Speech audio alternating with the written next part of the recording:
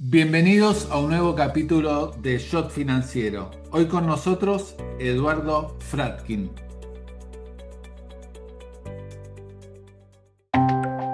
Presenta este episodio. AdCap, Grupo Financiero.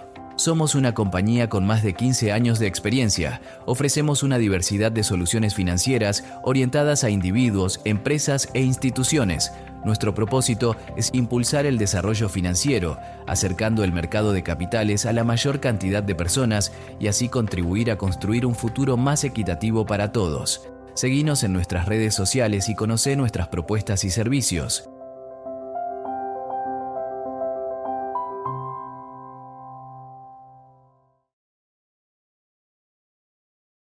Y ya estamos conectados aquí en Shot Financiero con Eduardo Fratkin. Eduardo, un gusto enorme tenerte aquí en nuestro podcast. ¿Cómo andás? Bien, tomando mate. Muy bien. Eduardo, ¿cuándo te empezó a surgir la vocación por la física? ¿En el secundario, imagino? En realidad por la ciencia fue antes. Mira, yo nací en el año 50 Sí. y en el año 57, hace algunos años, fue el lanzamiento del Sputnik, el primer satélite artificial de la Tierra. ¿Ok? Y yo me acuerdo que en el barrio todos salíamos a mirarlo. En realidad creo que nadie lo podía ver porque era demasiado chico. Creo que los siguientes se podían ver un poco, pero todo el mundo estaba convencido que lo había visto. Y además los diarios. Yo tenía 7 años, pero de acuerdo, yo miraba porque había que saber a qué hora pasaba. Claro. Entonces los diarios publicaban una especie de un horario por dónde iba, cuándo iba a pasar por Buenos Aires, qué sé yo, y todas esas cosas. Entonces salíamos, qué sé yo, con mi madre, con un tío, qué sé yo, salíamos a mirar, muy en Ah, Ramos mira. Mejía. En esa época Ramos Mejía solamente había casas bajas, no había casas altas, como ya, edificios altos como ya ahora, para que voy a cerrar mi mail porque si no van a estar todo el tiempo molestando. No hay problema. Este, entonces se podía más o menos ver bien el cielo. ¿Y viste algo o fue una decepción? ¿O la primera Se la podía más, física? hoy en día cada vez más difícil eso, pero bueno.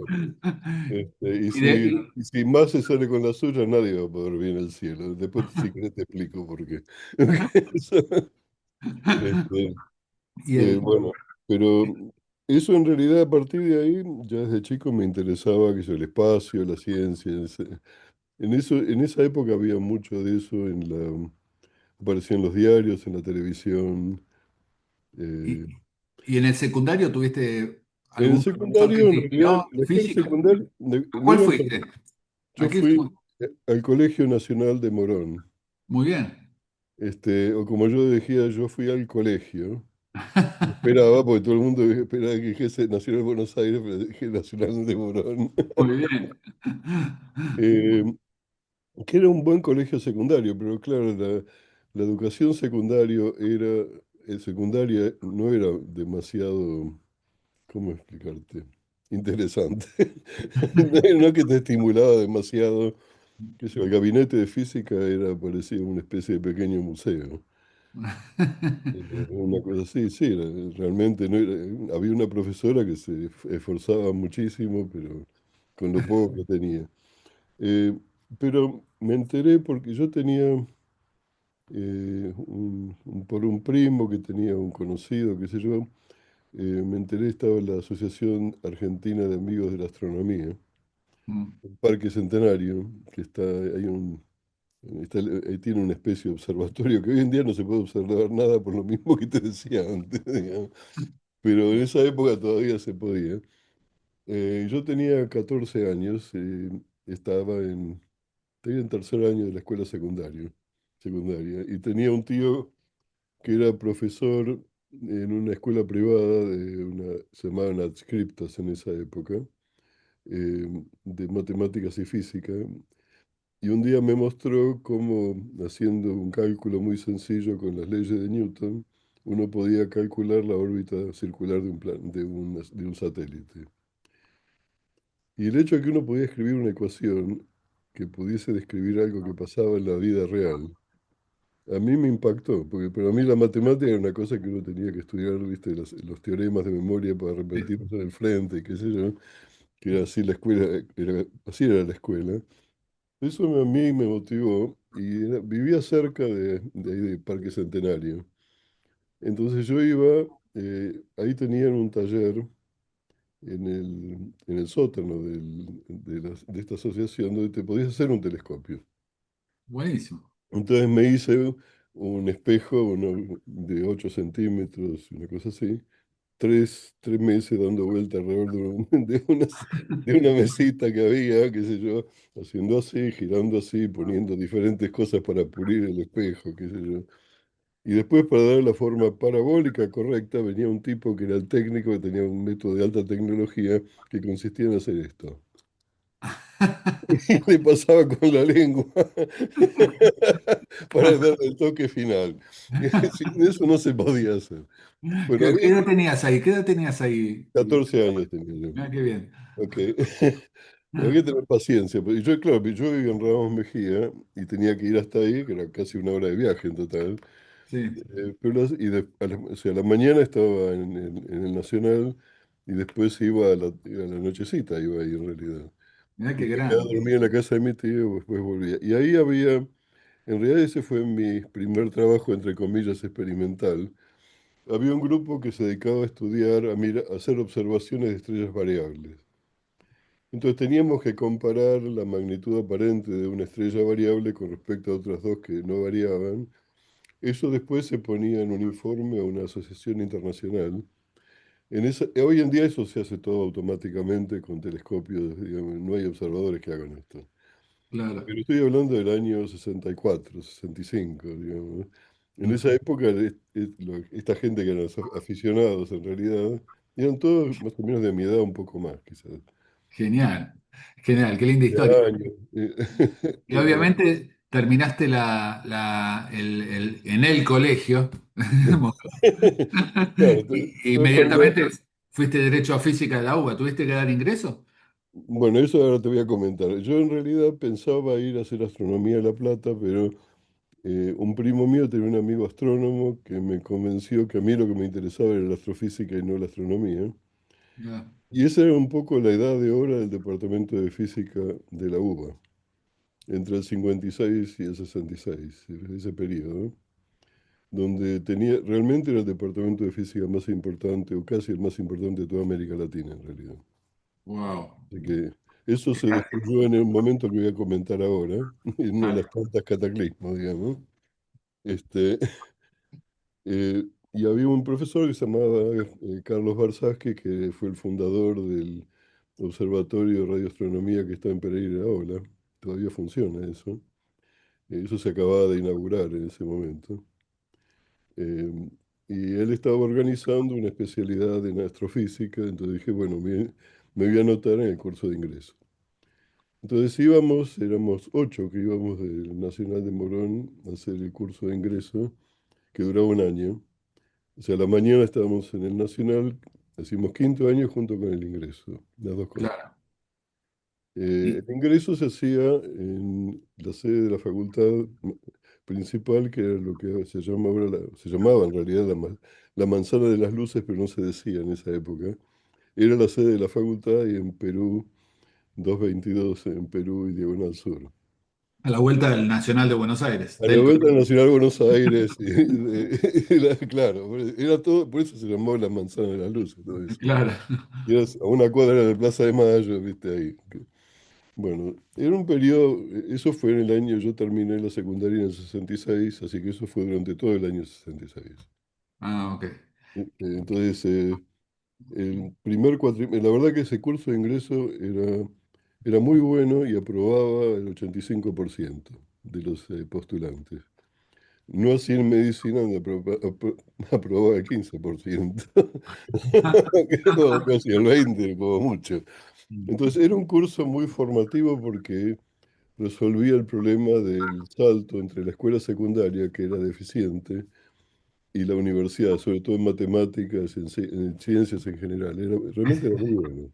Ese salto sigue siendo Sigue importante. siendo grande, digamos. Creo que se amplió, mirá lo que te digo. Bueno, el Pero problema que es otro se fue tema el ese. diablo, fue el golpe de Onganía el 20 de junio, y al mes siguiente, el 29 de julio, fue la intervención a las universidades. En el caso de Exactas había una reunión de profesores y estudiantes con el decano ahí en Perú, en el edificio del decanato que está ahí en Perú, en la calle Perú. Y entró la policía, la Guardia de Infantería y fotos que todavía la habrás visto que apalearon a todo el mundo.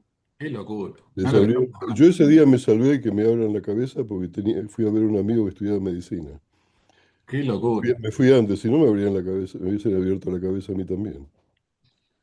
Eh, Que como, estamos hablando, ¿no? Qué locura, qué locura. como resultado de eso, renunciaron en exactas algo así como el 70% de los profesores. Creo que pensaron que el gobierno militar se iba a echar atrás después de todo eso, pero dijeron gracias, váyanse. Y ahí en realidad, en particular en el caso del departamento de física, creo que habían quedado dos profesores en total. Eh, Destrucción de capital humano, por Dios. y claro, y toda esa gente que había sido formada, incluso la gente joven que ellos habían formado, toda esa gente se fue al exterior. Claro, Punto, digamos, fíjense. O sea, produjo una gran emigración y una baja del nivel que nosotros, aunque yo era estudiante de ingreso, se veía en la calidad de los docentes que habían puesto de reemplazo. claro, me imagino. Además, fue un periodo, digamos, fue un periodo de un gobierno dictatorial, con la situación en las facultades era cada vez más tensa, digamos, y eso se fue poniendo cada vez peor con los años, en realidad. Ahora, qué locura, solo por estudiar, ponerle ciencias exactas era peligroso, ¿no? Una, Lo que era peligroso es que estábamos a una cuadra de la Plaza de Mayo, esa es la realidad que no les gustaba eso. La ciudad universitaria, en realidad, el primer edificio, el pabellón uno había comenzado a funcionar en el año 64, los otros pabellones no estaban terminados. O sea, el pabellón 2 donde ahora están química, biología y geología, recién se abrió en el 71, creo, una cosa así, y arquitectura un poco después. Y el proyecto original, que era mudar casi toda la universidad ahí, nunca se cumplió en realidad. Ok. ¿y cómo llevaste la carrera entonces en medio de estos cambios? ¿Cómo Y te fuiste lo que incorporando a hacíamos, Capital? nosotros hacíamos grupos de estudio. Había algunas materias en matemáticas donde todavía había buenos profesores. En física era muy deficiente. Los jefes de trabajos prácticos eran mucho mejores que los profesores designados. Mirá, Mucho esencialmente por acomodo político, etcétera, con el gobierno de esa época. Eso fue así hasta el año 71, en que por motivos que para mí no están de todo claros, se abrió un concurso internacional con jurados internacionales. Por lo tanto, el decano no lo podía controlar eso. ¿Por qué lo autorizaron? Yo nunca lo entendí, porque fue el único concurso así, antes y después. Nunca más hubo un concurso.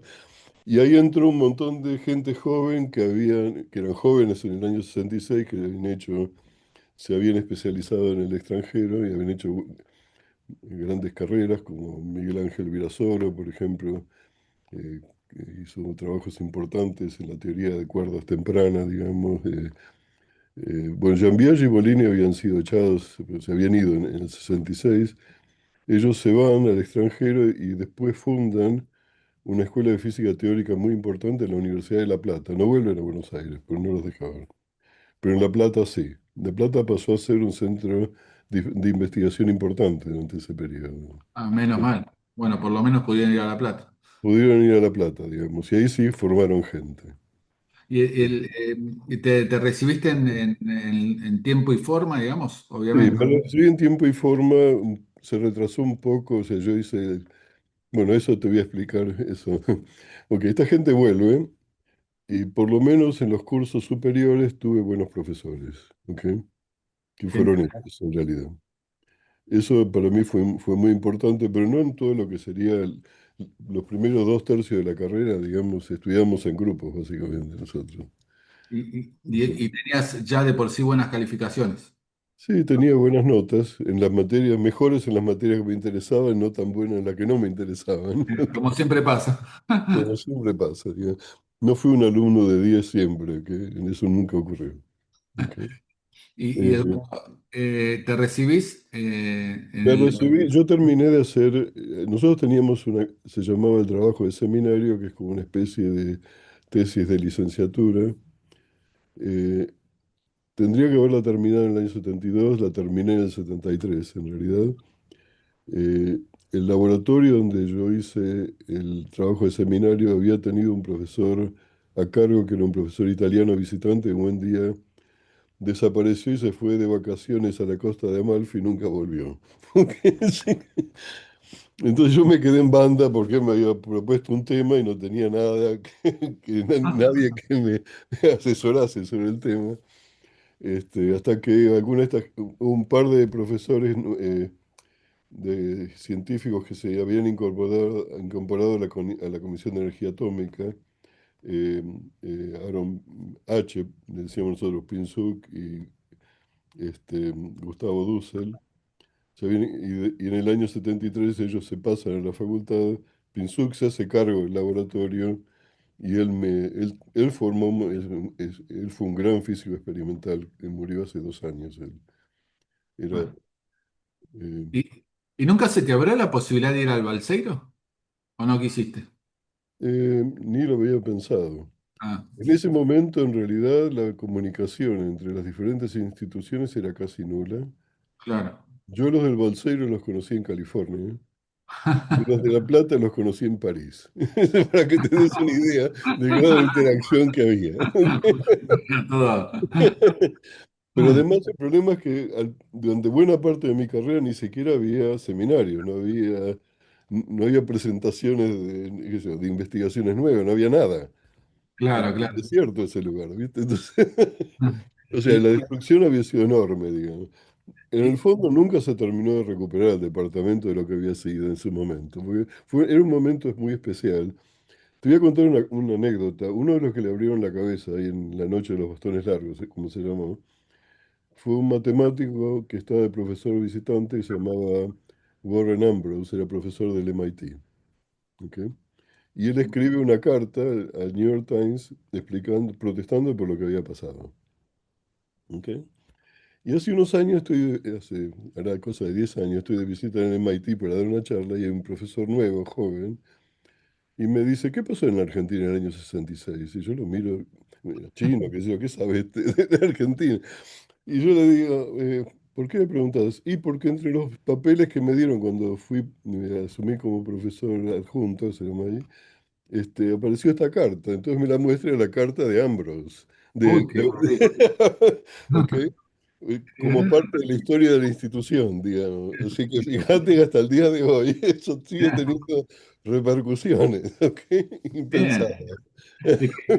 Es que no, son cosas que no permiten el menor análisis o lógica o nada. Ese tipo de cosas, de Una eventos. cosa absurda, bueno. Una cosa.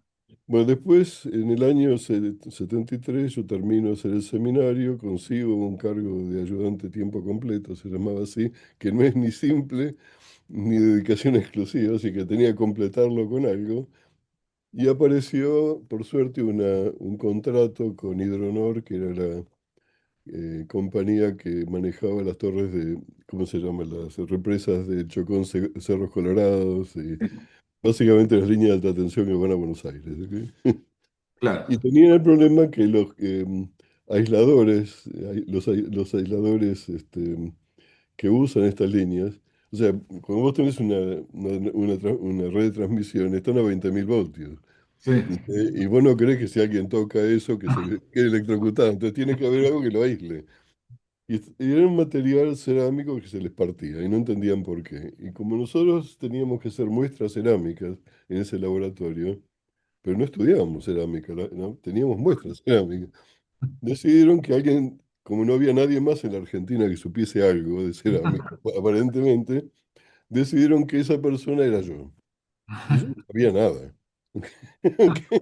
No sabía absolutamente nada. Era un licenciado recién recibido. Pero podías por Bueno, ahí. entonces empiezo a buscar bibliografía que no había porque hacía años que no se compraban revistas. Encuentro un libro muy viejo en la biblioteca de la facultad con una ecuación de un tal McDonald que explica cómo se propaga una grieta en un material que tiene una pinta así, como se llama un punto cuspidal con dos alas. Y, pero para estudiar esa ecuación, que era altamente singular, tenés que saber física atómica para estudiar lo que pasa en el punto cuspidal y problemas de física no equilibrio muy difíciles en lo que ocurre en la sala. Y yo me convencí que no solamente yo no sabía resolver esa ecuación, sino que no se podía resolver esa ecuación. Y que había que tener probablemente grandes computadoras para hacerlo. En la facultad no había computadora, porque se había muerto la única que había, ¿eh? Y era la única carrera de computación que había en la Universidad de Buenos Aires y no había No, computadora. no, y no había computador. Todo Había muy, una todo computadora en muy ingeniería, surrealista. Todo muy había, surrealista. había una en ingeniería, pero se usaba para administración, entonces si vos tenías que perforar las tarjetas, las mandabas ahí, las mandaban al fondo porque no tenían prioridad, bueno, todas esas cosas. Y a los 6 meses el departamento recibe una carta de Hidronor que dice que habían encontrado el origen del problema y la solución. Y ahí entendí la diferencia entre hacer ciencia básica y ciencia aplicada. El Ah, origen del problema eran chicos con gomeras, que le tiraban piedras a estas cosas, le hacían pequeños agujeritos que durante el día y la noche, como es una zona desértica, se hacían cada vez más grandes y se rompían. claro, La solución era poner una red alrededor de eso. Mi ecuación no aparecía en ninguna parte ahí, ¿te das cuenta? El problema no era resolver la ecuación, sino entender el los contexto chicos. de los chicos con gomera. Y ahí entendí la diferencia entre física básica y física aplicada. No sé si me explico. Sí, sí, Bueno, clarísimo. ok. Bueno, después de eso la situación en el país se puso muy caótica. Se muere Perón, su Isabelita, empiezan a aparecer las desapariciones y todo lo demás, Y, fusilamientos en el obelisco, todas esas cosas, ¿viste? y- A nosotros y- nos echan a todos. La universidad había habido un cambio de la ley universitaria. Yo era docente en la facultad, tenía dos cargos. Y entonces estábamos, se llamaba en comisión. Quiere decir que en principio como reorganización podían echar a todo el mundo y tomar alguna parte, qué sé yo, y echan a todos, incluido el único premio Nobel que tenía la Argentina, que era Leloir. claro, Fue un gran escándalo, ¿cómo lo van a echar a Leloir? Entonces a Leloir lo reincorporaron, pero el resto no. Entonces ahí de bien, vuelta volvemos a pasar lo mismo que ya había ocurrido antes, digamos. Y el país, la situación era cada vez más tensa, digamos. Eh, el primer trabajo científico que escribí fue con un investigador brillante que se llamaba Pedro Garter, que vuelve en el año 73 a la Argentina. Y él también lo echan, aunque no lo conocían, lo echaron igual por si acaso. Entonces nos increíble. juntábamos en un café en Chacarita. Sí, Ahí fue donde hice mi primera investigación, cuando los dos sin trabajo, pues nos habían echado los dos. qué locura. ¿Cuándo decidís ir a estudiar a Estados Unidos? Bueno, cuando él finalmente viene, yo ya tenía una hija, mi hijo nace justo cuando fue el Rodrigazo, que fue la primera hiperinflación de la Argentina. Ahí Claro, en el aparece la 75. economía, en 75 la economía empezó a atacar ahí. ¿Ok? Sí, sí, sí, ahí. Y él me dice, bueno, cuando yo gano $100 me voy de la Argentina. Y eso fue. ¿Ok? Empiezo a trabajar con otro que también había vuelto y también le pasó lo mismo. Bueno, ok. Entonces fue en ese momento algo así como el 10% de la planta de los físicos de la Argentina se fueron entre el 75 y el 76. Qué Un locura. número muy grande fue. ¿Ok? Y, y, y, y- Entonces yo me fui y dije, bueno, tenemos por lo menos desencillar hasta que la cosa se ponga mejor. Lo que se puede hacer es ir a hacer un doctorado, porque no tenía con quién hacer un doctorado en ese momento. Acá. y cómo surge, qué universidades Bueno, estaban yo ahí, claro, interesaban? conocí a un profesor que acabó de volver y se volvió a ir también. Había estudiado en una universidad en la ciudad de Nueva York que se llama Yeshiva, que es una universidad chica, judía, ortodoxa, con lo cual había cierta tensión entre la rama científica y la administración, digamos. Sí, de hecho, digamos, él había sido alumno, había tenido una gran cantidad de alumnos argentinos. Uno se llamaba Juan Carlos Gallardo, que estaba en Córdoba. O sea, no eran judíos tampoco, muchos estudiantes eran coreanos, y qué sé yo. Este, pero la universidad, bueno, él le escribe a un profesor ahí, me toman, me admiten y fui. No, nunca, no me postulé a ningún otro lugar. Ok. Ah, buenísimo. ¿Y Este, tenías ahorro, fondeo? ¿Cómo hiciste? Tenía, bueno, cuando nos echaron me habían dado una pequeña indemnización que era como $300, que por suerte compré dólares, porque si no, no me quedaba nada, ¿viste? Quedaban $3, te quedaban Me 60. quedaban tres. Yo, claro, pensé, digo, compro dólares porque por ahí tengo que viajar, no pensé que fuese a pasar eso, ¿viste? Que el Rodríguez. Este, y después hubo gente que nos regalaron $1000 entre varios parientes y qué sé yo, pero yo fui ya estaba casado con dos hijos. Wow, qué decisión. Pero bien, bien, sin dudas Eh, era la decisión en ese momento, Está bien, lamentablemente. yo ganaba Lamentablemente. como ayudante ganaba $380 por mes y pagaba 220 de alquiler. Es una idea. Así que Algo, vivíamos algo andaba mal ahí. pobres, pero andábamos, qué sé yo.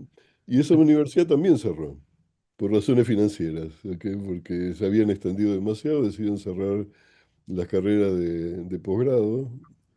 Entonces tenía un profesor, y conocí un profesor brillante, muy brillante, se llama Leonard Susskind, que fue mi primer director científico, en realidad.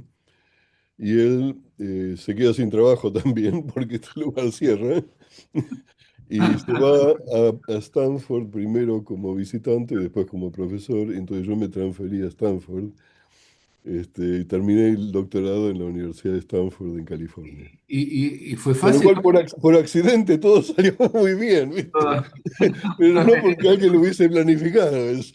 Por eso te digo, Ahí, ahí la línea recta no existe, Eduardo. ¿viste? Fue muy accidentado todo. Y si yo hubiese hecho lo que yo pensé que tendría que haber hecho, habría sido un desastre para mí.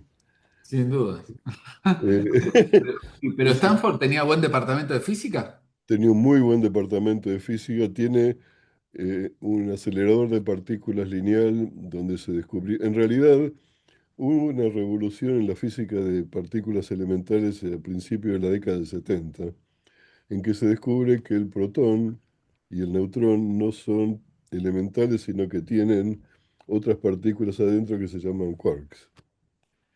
Eso se había postulado como un algoritmo matemático, nada más que para clasificar partículas y qué sé yo, sin ninguna realidad física.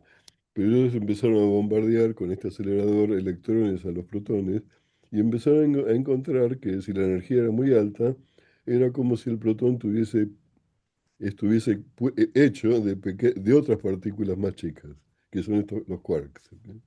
Ah, El mira, problema es que los quarks nunca están afuera, sino siempre están adentro. Entonces había un misterio. ¿Por qué es que nunca están afuera, digamos? ¿Ok?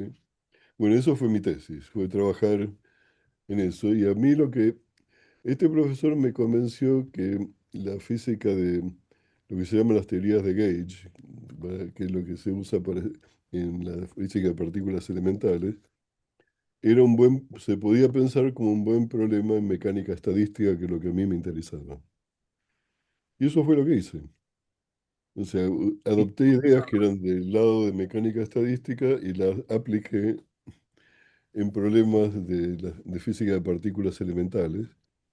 Y en esa época había muy poca gente que sabía hacer eso. y Eduardo, apenas te dan el título de doctorado, Sí, ¿qué oportunidades se te abren? podía haber Ahí ya sido. estabas más acomodado, digamos. Ahí me ganaba un poco más de plata, aunque Stanford, la zona es más cara que aunque la ciudad de Nueva York, porque viste, es el Silicon Valley, qué sé yo, es bien caro. Pero ganaba el doble. Entonces, aunque así pero a diferencia en Nueva York no hay un campus, en realidad. Está en medio de la ciudad. Ahí está el campus universitario de Stanford y uno puede hacer vida de campus que es más económica, es más barata, digamos. Y yo tenía dos hijos. Claudia, mi mujer, no había podido terminar de estudiar en Buenos Aires, así que Me ¿Qué empezó. estudiaba? Claudia, ¿qué estudiaba? Ella había empezado a estudiar matemáticas, pero terminó siendo maestra acá. Ah, En, bien. que el título lo termina recibiendo acá en Illinois cuando nos mudamos. Entonces yo tuve tres oportunidades. Una era ir a la Universidad de California en Santa Bárbara, donde se abría un nuevo instituto de física teórica. El otro era en la Universidad de California en Santa Cruz. También podía haber ido a Berkeley. O venir acá a la Universidad de Illinois. Y yo quería hacer física de materia condensada y esta era la meca de la física de materia condensada. Buenísimo. Era el mejor lugar que había para él. Y Entonces vinimos acá. Además acá era más fácil solventar los estudios de los Claudia. chicos, Y no, de los chicos tus no, hijos. lo que era, bueno, sí, te voy a decir que nosotros pagábamos el doble por el jardín de infantes de mi hijo menor que lo que pagábamos por los estudios de Claudia, que había que pagarlos también. El ¿Viste? jardín de infantes era mucho más caro que la universidad, digamos. Algo raro. Y sigue siendo cierto, eso es carísimo. Es un absurdo, digamos. O sea. Sí, sí, sí, sí. Entonces vine acá y al año justo se abrió una plaza de profesor. eh, yo me postulé, hubo otra gente también, y decidieron que yo le gustaba y me contrataron. Y Eduardo, en algún momento de esa época, me imagino, mirabas hacia atrás y decía, pensá, yo empecé en el club de astronomía, donde no había, y ahí estabas en la meca de tu campo de estudio. Estaba en el mejor lugar, y bueno, Stanford era el mejor lugar para hacer partículas elementales, también llegué ahí por accidente, digamos, y que si después, bueno, acá no elegí, venir acá y sí elegí, digamos, que podía elegir. Eh, eso vine acá, eso, yo termino el doctorado en el año 79. Sí, El doctorado fue bastante rápido en realidad, sí. porque lo empecé a hacer, lo hice en 3 años en total. Wow. A pesar del cambio de universidad, en 3 años lo terminé. Me imagino que tuviste también buenas calificaciones. No, ahí no son calificaciones, lo que importa es la calidad del trabajo que El haces, trabajo, la investigación. la investigación y el impacto que eso tiene. Y nosotros, en realidad, con otro estudiante encontramos un resultado muy importante que mostraba que dos regímenes de estas teorías de Gage, la gente pensaba que eran opuestos, en realidad eran el mismo, y uno podía ir continuamente de uno al otro cambiando parámetros. Y eso para la gente fue muy sorprendente porque siempre se los pensaba como opuestos en realidad. Claro, claro. Como cosas que eran enemigas entre sí, en realidad eran lo mismo. Es como la diferencia entre el agua líquida y el vapor.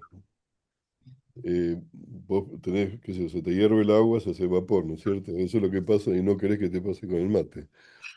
Pero si vos aumentás la presión, la diferencia de densidad entre el líquido y el vapor cada vez es más chico y en un momento dado que se llama un punto crítico y podés ir continuamente de uno al otro. O sea que en realidad el vapor y el líquido no son distintos. Hay una diferencia de densidad que es muy grande, pero no hay una diferencia cualitativa. Qué interesante. Mientras que en el sólido, que es el hielo, sí lo hay, porque las moléculas de agua se disponen de una manera periódica, una estructura que se llama cristalina, que Sí. hay como 10 estructuras cristalinas distintas, hay 10 diferentes clases de hielo hay en realidad. Como, dependiendo de la presión, eso se encuentra en la Antártida, en lugares así, abajo, viste bien, cuando hay mucha presión, encuentra que el hielo a veces es distinto que el hielo que no tiene la presión ambiente, digamos. Y cómo te ibas informando de lo que seguía pasando en Buenos Aires? Obviamente en esos años eran años muy Sí, tristes de la historia argentina. eran años horribles en esa época. Horribles. Los, Te voy a páginas decir que negras. había un problema. Yo tuve suerte por una cosa. Para venir acá a Estados Unidos, la gente venía con dos tipos de beca. Hay una beca de visa. Hay una visa de estudiante y una visa de intercambio. Sí, ¿Ok? La visa de intercambio requiere que la persona vuelva a su país de origen por 2 años, a menos que el país le dé lo que se llama un waiver que le permita no tener que cumplir satisfacer eso. esa. Y en esa época el gobierno militar no permitía que la gente vuelva y tampoco daba waivers. Entonces la gente se quedaba colgada en algún lugar, entonces tenían que irse a Canadá o a Europa, lo que fuere, porque no, o sea, no podían quedarse ni tampoco podían volver. Entonces era una situación, eso siguió así hasta el gobierno de Alfonsín, básicamente. ¿Y cómo te afectó ahí en el tema visa a vos? ¿Te afectó en Pues yo algún... tenía la otra visa que era más sencilla, por suerte, la visa de estudiante, no me tocó eso, y yo traté por todos los medios de no tener esa visa. Cuando Claro. pasé a hacer el postdoctorado, querían ponerme esa visa y yo sabía que había un problema. Dije, no me ponga en esa visa, y porque si no me voy a quedar en una situación. Claro, Sí. yo tenía una familia, no puedo quedarme en la luna esperando con una familia, ¿viste? Es una realidad eso. Pero, pero me imagino que, que intuyo, ¿no? Como pasa muchas veces en Estados Unidos, que a personas destacadas en determinadas carreras, obviamente les... Se le puede, claro, entonces encontraron una visa que se llama H para gente con calificaciones. Eso se hacía antes de Trump. Ojo, Sí, no, no, seguro. Se hacía hace ahora bastante. quiere que paguen $100.000 por visa para hacer eso. Porque con él todo es, En todo caso. todo cash, ¿viste? La Para salud va y viene. él es un problema aparte de eso. La ciencia va y viene, lo que importa es el dinero. Sí, la guita, sobre todo si él la puede hacer. No hablemos de esos temas, ¿ok? Que si no Ah, me pongo verde. sí, sí, No por sí. los dólares. ¿Ok? Este, Pero bueno, me imagino que ahí ya, ahí ya después cuando me toman de profesor, entonces la universidad me ayuda. La universidad tiene una especie de aparato legal, una cosa así, me ayudan a hacer la residencia. Entonces saco la residencia, digamos, con lo cual ya estamos bien, Claudia puede conseguir trabajo, porque si no, no podía trabajar siquiera. claro, por eso. ¿Ok? Y bueno, ¿y cómo siguió tu carrera en Illinois? Obviamente te fuiste Bueno, hice toda la carrera aquí, sigo siendo profesor sigue acá. siendo tú. Pero me imagino que fuiste avanzando en, bueno, te han dado diferentes distinciones, premios, Sí, menciones, a medida que ibas avanzando en investigaciones. sí, mis trabajos se hicieron muy conocidos, tuve la suerte de estar en un buen lugar y que además es un lugar donde me dieron mucha libertad para hacer lo que yo quería. Mm. O sea, normalmente los postdoctorandos, cuando se los toman, lo toman en grupo y dicen, bueno, vos tenés que trabajar en esto. Y a mí me dijeron, vos haz lo que vos tengas ganas.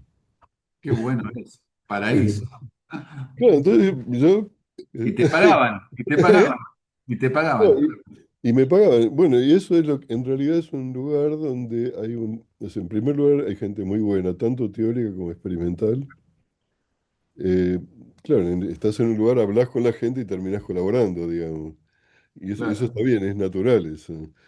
Pero el hecho que me hayan dado una gran libertad para elegir mis temas y lo que yo quería, era simplemente porque cuando tomamos un profesor acá, queremos a alguien que enriquezca el lugar y no que alguien que nos reproduzca a nosotros mismos. Pues nosotros ya nos conocemos a nosotros mismos, ¿viste? Entonces tenés que traer a alguien que abra nuevas direcciones. Y eso fue lo que hice acá, digamos. Acá en realidad aprendí a hacer materia condensada que me interesaba, pero yo no sabía, porque nunca había estudiado. Y estudié trabajando, así, produciendo. Eh, Acá hay muy buenos estudiantes. Y yo, Eso te quería decir, ¿cómo eras como sos, como profesor, y cómo ves las generaciones de estudiantes bueno, que te pasan por bueno, te ahí? voy a decir que es muy difícil juzgar. Yo no sé juzgar a la gente, es muy difícil porque cada persona es muy diferente. ¿Ok? No hay un molde, digamos, para eso.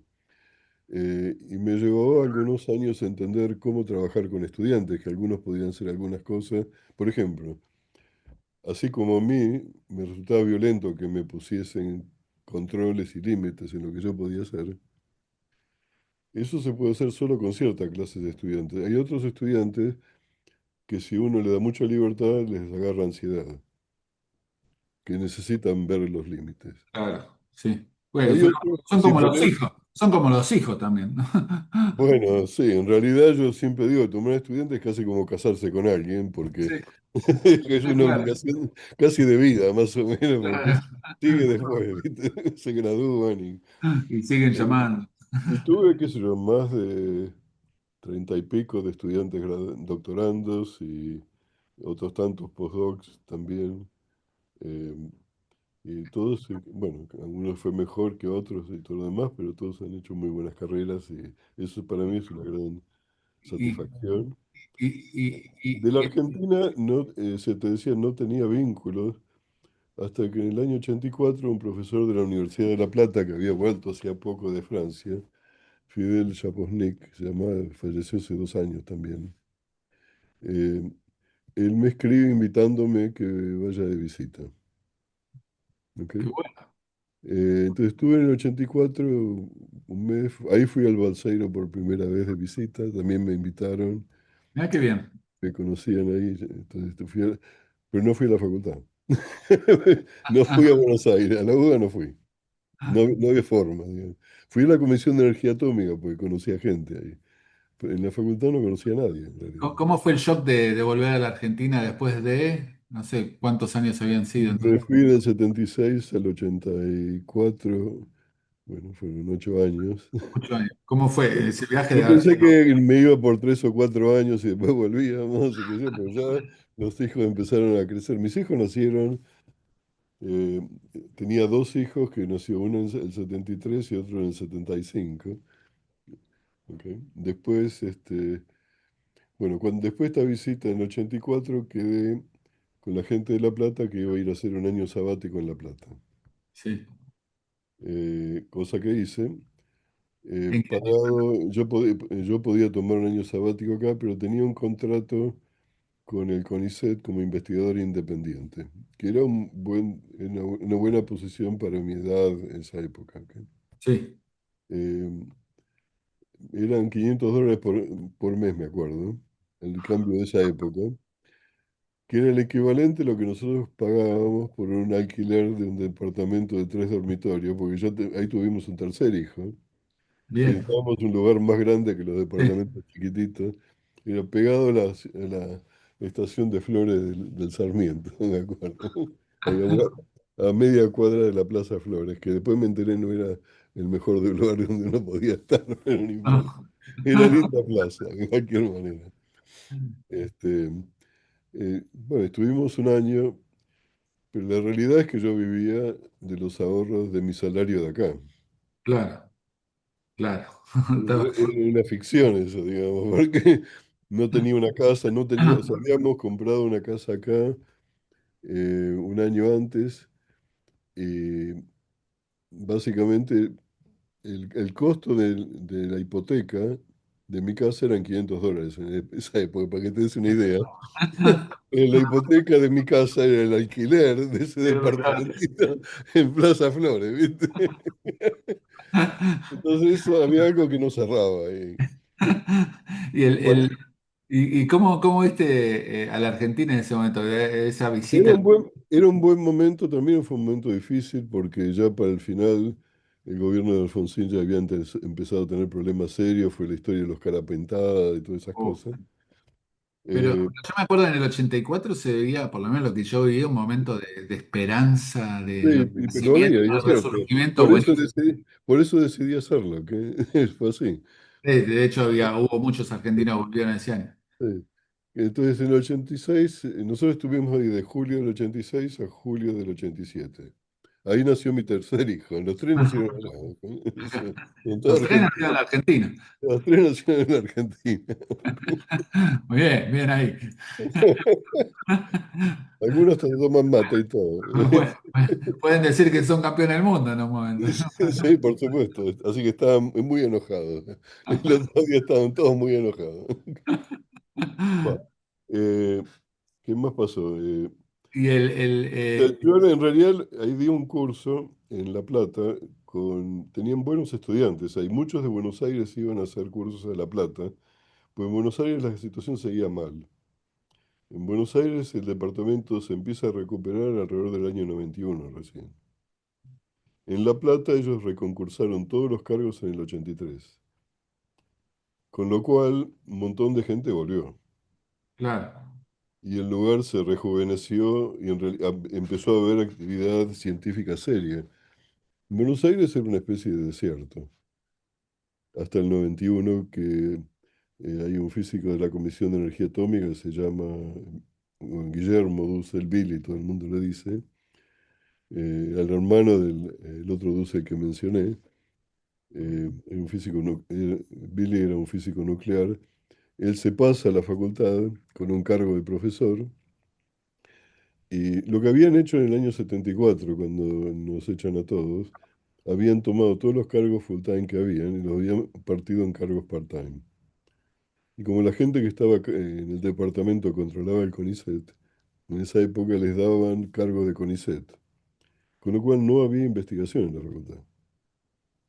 Estaban en institutos distribuidos en otros lugares, pero en la facultad no había nada. Pero era gente que enseñaba y se iba. O sea, no era un centro de investigación. Claro. Y Billy Dussel lo que hace, empieza, y eso le causó muchos enemigos, a refusionar esos cargos que habían partido en cargos full time y abren concursos de profesores para que la gente vuelva. Mira, Y, bien. y eso es en el año 91 recién. O sea, Y volvió mucha gente? claro, volvió mucha gente, bueno, ya estaba mucha gente, claro, esa época fue la segunda hiperinflación, no sé, la economía volvió a atacar ahí y se fue, también hubo gente que se fue por eso, pero en los 90, a pesar que fue un periodo malo, para el Departamento de Física de la UBA, de alguna manera, como en la universidad tenían todavía ciertos, que eso, tenían seguro de salud, tenían un montón de cosas que les permitía seguir viviendo, hubo gente que volvió. Y en realidad se reactivó bastante. Pero hubo muchos estudiantes que se fueron en el año, alrededor del año 90 porque era muy difícil conseguir becas en ese momento, Claro, claro, claro. por El- la crisis de la hiper, las dos hiper que hubo entre Alfonsín y eh, Menem. ¿Ok? y Eduardo, ¿cuándo empezás a escribir libros que, según leo en diferentes publicaciones, son referencia obligada para estudiantes de posgrado que trabajan en el área que vos te especializaste? ¿Cuándo, El, cuándo el empezaste a hacerlo? primero fue en el 91 que lo hice por accidente. ¿Por Acá, qué? porque Accidente. acá había un profesor, porque es mucho trabajo escribir un libro. En realidad, nosotros lo que hacemos es escribir trabajo científico que publicamos en revistas. No Sí, escribimos, no sí, como somos, en economía. En economía es más o menos lo mismo. claro, nosotros no escribimos libros. Escribir un libro, digamos, es cierto, mucha gente se educa con los libros, pero es un trabajo pesado, difícil. Y yo no soy un literato, digamos, no tengo, para mí escribir no es tan sencillo, digamos, como mi hermano es historiador, para él es más fácil. ¿Viste? Vos, y- Pero, para un poquito. sí, no, no, ahora, después lo editamos, no te das problema. Eso es alguien que me quiere vender algo, seguramente. Siempre, siempre, siempre, siempre. Entonces, El libro, en el año 86 hubo un descubrimiento. En la década de 80 hubo dos descubrimientos importantes. En realidad, eso sí te quería aclarar porque tienen que ver con mi carrera. a ver. Uno se llamó el efecto Hall entero y fraccionario. Eh, se descubrió por accidente. El efecto Hall se conocía del siglo XIX. Si tenés una placa metálica y pasás una corriente o pones una diferencia de potencial, digamos, y tenés un campo magnético perpendicular y otro eléctrico en el plano, aparece una corriente que va en la dirección perpendicular a las dos, se llama la corriente de Hall. Y en general, la conductividad de Hall, que es lo que uno mide, es una función lineal del campo magnético, digamos, varía linealmente con el campo magnético. La resistencia en realidad sube linealmente. Y había un físico alemán, Klaus von Klitzing, en el Max Planck en Stuttgart, descubrió que a temperaturas bajas, en lugar de ser una recta, eso tenía como mesetas. Ya. Y esas mesetas tenían una propiedad que el valor de esta conductancia, llamémoslo así, era un número que se llama E cuadrado sobre H, donde E es la carga eléctrica y H es la constante de Planck, que son constantes universales, como le llamamos nosotros. multiplicada por un número entero. Y ese número entero era un número, ese número es un entero en una precisión en una parte en un billón. Y en general la conductividad de un material depende de cualquier porquería que tiene dentro. Sí, Y varía continuamente, no tiene por qué ser así. Entonces, ¿por qué eso está tan precisamente determinado? Quiere decir que eso es exacto. Esencialmente ese experimento encuentra un valor exacto. Que eso, en un experimento siempre hay un margen de error. Pero ese resultado era esencialmente exacto. Eso llevó un tiempo a entender por qué. Al año siguiente, eso se descubrió en el año 80. En el 83 se descubre que además hay otras mesetas más chiquitas que en realidad de ser un entero es una fracción, pero de vuelta es una fracción determinada también con una exactitud enorme. Eso se llama el efecto Hall fraccionario.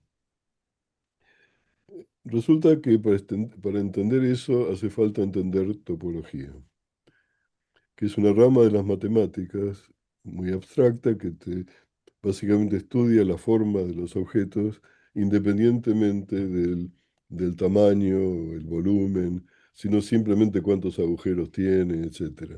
Eso se llama topología. Y la topología para los físicos nunca fue importante, hasta ese momento. ¿Ok? ahí, hasta ahí. Ahí empezó a ser importante porque la explicación de la precisión tiene que ver con aspectos de la mecánica cuántica que están dictados por la topología de la superficie. Y eso recién se entendió a fines de los principios de los 90, yo diría, una cosa así. ¿Ok? El otro experimento, eso sigue siendo hoy un tema muy importante porque algunos de estos estados, de estas mesetas, se pueden usar para hacer lo que se llama, lo que se llaman qubits, que son en en una computadora habitual uno tiene lo que se llaman bits, que son unos Sí, lo soy el 0 y 1. 0 y 1, pero en una computadora cuántica, uno, en lugar de 0 y 1 puede ser una combinación de los dos. Es como Claro, el gato que está muerto y vivo al mismo tiempo, digamos. El sí. gato de Schrödinger, es la misma historia. ¿Ok? Eso se llama un qubit en inglés, es un quantum bit. ¿Ok? Todas las computadoras cuánticas que se hacen ahora se basan en ese principio. Bien. Este caso particular, como están determinados por la topología, se llaman qubits topológicos, que tienen la ventaja que son inmunes a los efectos del medio ambiente, entonces uno no pierde la información. Wow. ¿Ok? O sea, no Bueno, se disipa la información. Eso es muy difícil hacerlo bien y todavía nadie consiguió hacer un qubit cuántico que funcione realmente bien, hasta el día de hoy. ¿Ok? Eso es una de las cosas en las cuales yo trabajo. Eduardo, pero eso te dio motivo para el libro que estamos haciendo referencia, tu Sí. primer libro. Ahora voy a pasar eso, para cierta clase de investigaciones que yo hacía en esa época, que empecé a hacer en esa época. El otro que apareció en el año 86 se descubrió la superconductividad de alta temperatura. Eh, en la superconductividad habitual que no encuentra la mayor parte de los materiales, la temperatura eh, para el superconductor es baja habitualmente, unos pocos grados Kelvin. O sea, la temperatura ambiente son 273 grados Kelvin. Y estoy hablando entre 4 y 20 grados Kelvin, que no es mucho. Alta quería decir 100. ¿Ok? Y eso Sí. tiene la ventaja que uno puede enfriar esos sistemas usando nitrógeno líquido, que eso se usa en toda la industria. Hasta en la Argentina hay mucho nitrógeno líquido. ¿Ok? Helio líquido es mucho más caro. ¿Ok? Pero nitrógeno, que para eso, para la temperatura más baja hay que usar helio líquido. Pero nitrógeno líquido abre la posibilidad de usar estos superconductores, por ejemplo, para hacer líneas de alta tensión que no disipen, que uno no pierda energía en la línea de alta tensión. Que nadie le tire piedra tampoco. Y tampoco nadie le tira piedra, eso es un problema aparte, digamos. No, pero eso en los cables estoy diciendo, primero son los cables. Este, o sea que eso en realidad tecnológicamente también es una cosa importante, pero eso recién se hace ahora, aunque se descubre en el año 86. Eh, en realidad, en Bariloche aparece un grupo que empieza a trabajar en esto El grupo ese se había formado originariamente en el año 62 con un profesor de esta universidad que se va de sabático al Balseiro, cuando no había ninguna física experimental. Y el Balseiro padre, el fundador del instituto, contrata a este tipo para que vaya y haga, básicamente hizo una escuela de física experimental de cero. Mirá, qué Y bien. entonces se comunicaba con los alumnos de él acá por radio, viste, de onda corta, que sea toda una historia. Pero ellos llegaron a ser, el tipo llega, le dan 12 alumnos para trabajar, con una choza, era básicamente el laboratorio, no tenía ni agua ni luz. Entonces tenían que hacer la instalación eléctrica y traer el agua con un caño desde el arroyo. Y para cuando él se va, habían llegado a ser habían llegado a enfriar hasta 450 milikelvin. O sea, menos que un grado Kelvin todavía. ¿Ok? Wow. Y él les enseñó a fabricar todo el instrumental, porque en esa época el instrumental no se podía comprar, había que hacerlo. ¿Ok? Entonces creó toda una escuela. ¿Ok? Qué De esa genio. escuela quedaron algunos, otros se fueron, quedó en particular el Paco de la Cruz y la mujer y otra gente. Eh, Esta gente cuando aparece la superconductividad de alta temperatura tenían el entrenamiento, entonces ellos empiezan a trabajar desde el día uno, desde el primer día. Y lo van a ver a Alfonsín a pedirle plata. Y a Alfonsín le fascinó que hubiese eso y se pudiese hacer eso en la Argentina, entonces le escribió un cheque. Yo me acuerdo cuando era, era mucha plata.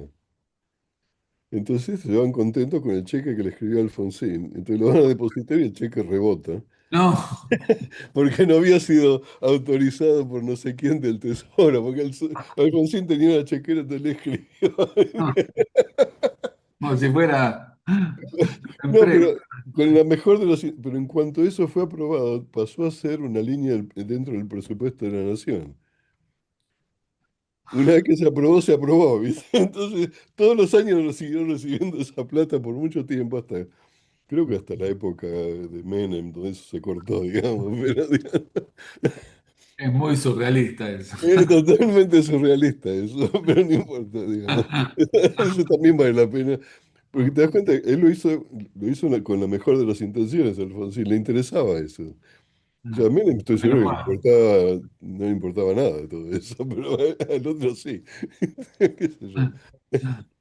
Y Así que el- muy interesante eso. Bueno, y- entonces yo después de esa visita que estuve un año ahí de un curso donde tengo que escribir las notas de clase, y ese curso era parte de una serie de las materias que yo doy acá. Y cuando en particular se descubren estos superconductores y yo empiezo a dar un curso de temas especiales sobre estos superconductores, eh, y un profesor de acá que editaba una serie de libros me dice, mira, vos tenés que escribir esto. De cualquier manera tenés que escribir las notas de clase. Así que si tenés una secretaria y un buen alumno que las tipee y un buen alumno que las corrija, al fin del semestre vas a tener un libro. Y yo le caí como un chorlito. Trabajé como un condenado ese semestre, porque además de dar las clases tenía que escribirla, que era como escribir 2 papers por semana, eso. sí. Era un absurdo, digamos. Y no Y había la había mucho, tecnología que había ahora. y tenía escrito el 40% del tal libro. Entonces en el año 90 tengo otro sabático y termino de escribir ese libro que se publica en el 91. Y por primera vez, ese libro fue importante porque los temas eran, y los métodos que yo usaba eran muy novedosos para la época. Y te sorprendió la repercusión de ese libro? Claro, porque no había otro libro equivalente. Los equivalentes a ese tema eran temas que se usaban métodos que tenían como 30 años ya. Era el único que hacía estos temas más modernos, con métodos más modernos. Entonces el libro, por casualidad, estuve a tiempo. Yo cometo dos errores. Uno es hacer algo demasiado temprano cuando a nadie le interesa, y el otro es hacerlo demasiado tarde cuando todo el mundo ya es un malón que está ahí. Hay que saber ubicarse en el momento correcto y de casualidad caer en el momento correcto, pero con mucho esfuerzo. Sí, Ese sí. libro lo escribí en el 91, se hizo una segunda edición, el libro tenía 400 páginas, la segunda edición tiene 900 y se hizo en el año 2007, la segunda edición. Porque había Bien. quedado cansado. Pero imagínate lo bueno que fue el libro que mantuvo vigencia. Sí, y si vos mirás, están acá esos libros. A Es ver. este que está acá. Ah, mira. El primero, la versión, como para que te des una idea, esta es la primera versión, es este Mira. libro. La segunda edición es este libro, y si miras la diferencia de tamaño te das cuenta. Porque todo lo que tenía que hacer en realidad era revisarlo y qué sé yo, pero empecé a agregar cosas y Como siempre sucede. uno dice, encontré mi enemigo y soy yo. Soy mi propio enemigo. Y, Y en esa época yo tenía también, como yo doy un curso de teoría de campos acá, que es un poco inusual porque es en general en Estados Unidos en particular, pero también pasa en Europa, ese tema se da para gente que estudia altas energías, que estudia partículas elementales. Y la gente de materia condensada tiene otro tipo de curso. Y nosotros acá hacemos un curso que yo llamo multicultural, bueno, donde están las dos cosas juntas, ¿ok? Porque es lo que yo hago. perfecto. ¿Ok? Entonces ahí me vino bien y vino una mujer que era de Princeton University Press y me dice, mirá, dice, vos tenés unas notas de clase que son muy populares, ¿viste? Empiezan a adorar la píldora. Varias veces le dije que no hasta que al final le dije que sí. Entonces terminé de hacer esta segunda edición del libro viejo y empecé a escribir el nuevo, que recién en el año 2021 terminó de escribirlo, que es este otro libro. Este libro. Bien, bien, la mejor. Dice, ok. Soy- Eh, van creciendo, de ancho van creciendo las. van creciéndose cada vez más, no son la edición de bolsillo, digamos. Bueno, si querés, esa sí es una contribución que uno hace más allá de los estudiantes que trabajan conmigo. Por supuesto, los resultados que sacamos, pero por ejemplo, una consecuencia del curso este que doy en La Plata, varios de esos estudiantes vinieron a hacer el doctorado conmigo después. Buenísimo. Ok, en parte Inspirador. impulsado por la hiperinflación del 90. No, por vos también. Bueno, vienen acá un estudiante que se llama, tuve varios, tuve un grupo como de 7 estudiantes y postdoctorandos en ese periodo. Ah, mirá qué bien. Eh, Había una mini Argentina acá, en cierto modo, y hacíamos, me acuerdo Culpa de tuya. Culpa tuya. culpa mía, estos estudiantes que decidieron que querían hacer un chivito al asador, entonces se fueron a buscar un chivito. Chivito en inglés se llama un kid, o sea, es lo mismo que un chico. Claro. Fueron a pedir un kit de no más de 3 meses. No, peligro. Cuando se dio, no, dice, no, no tenemos, y ni una ovejita de no más de 3 meses, no, no, y trajeron la abuela de todo un animal enorme, y lo pusimos en el fondo de mi casa, que es el segundo frente, que hay una vereda que pasa ahí. Lo hicimos, viste, había un arenero de mi hijo que ya no lo usaba, lo hicimos a la cruz, era fines de noviembre, y ya empezaba a hacer frío, viento frío. Y teníamos al animal crucificado ahí, cocinándose, y algunos que pasaban decían que eso era blasfemia. No, Otros querían que lo invitemos. claro. Amor u odio generaba.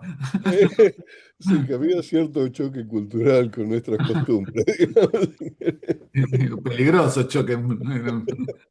Eso es blasfemia, digamos, porque estaba, viste, crucificado el animal. Y por lo que veo, Eduardo, nunca te gustó, porque yo leí libros de Richard Feynman.